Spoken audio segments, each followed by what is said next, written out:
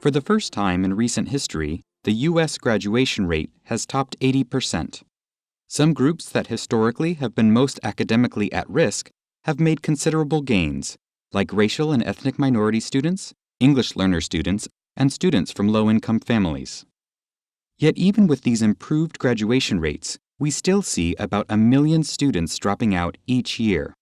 Increasingly disengaged over the course of their schooling, they finally give up and disappear from the school roster. These students are far more likely to experience poverty, unemployment, health problems, and incarceration than those with a high school diploma. Yet that future is not inevitable.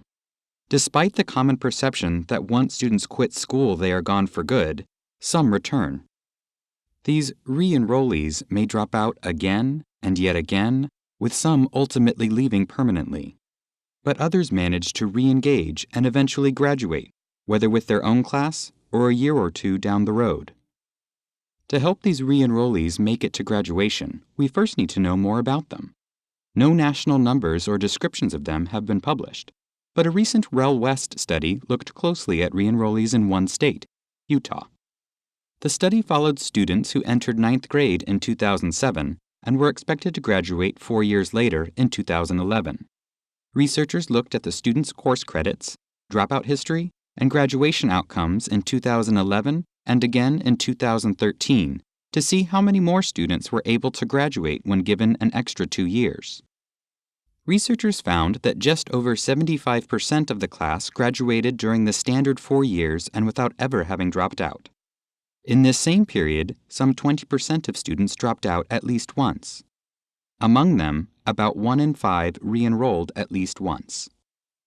And here's what the study found out about re-enrollees. Students within certain demographic groups not only dropped out at different rates, but also re-enrolled at different rates compared to students in other groups. English learner students and Black students who dropped out returned to school at lower rates than others. In contrast, low-income students and students with disabilities who dropped out returned to school at higher rates than others. English learner students and Black students were at particular risk of not graduating on time, since they experienced the combination of relatively high dropout rates and relatively low re-enrollment rates compared to all other students. All dropouts were behind in credits when they first left school, on average having earned only half the number needed to be on track to graduate on time. For re-enrollees, catching up on credits was hard. Yet, despite the many hurdles they faced, some re-enrollees graduated. Among those who dropped out but had re-enrolled by 2011, about 25% graduated with their class.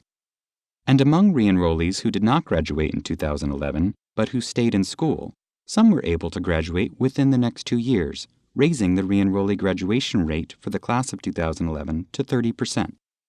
The success of this 30% is a reminder that when students who have dropped out return to school, they are giving themselves a second chance.